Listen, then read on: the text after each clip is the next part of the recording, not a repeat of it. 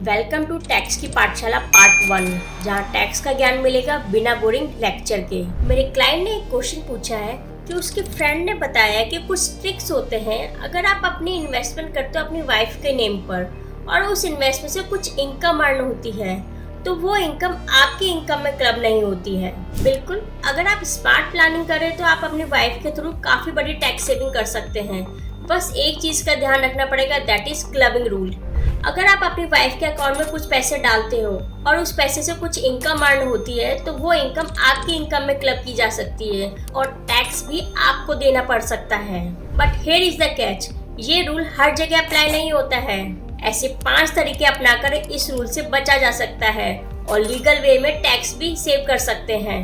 First is, अगर आप अपने होने वाली वाइफ के नाम पर शादी से पहले कोई असेट या गिफ्ट देते हो तो उस केस पे क्लबिंग रूल अप्लाई नहीं होता है। सेकंड इज, अगर आप अपनी वाइफ के अकाउंट में कुछ पैसे ट्रांसफर करते हो तो वो उस पैसे से कुछ सेविंग करती है तो वो आपकी इनकम में ऐड नहीं होगा।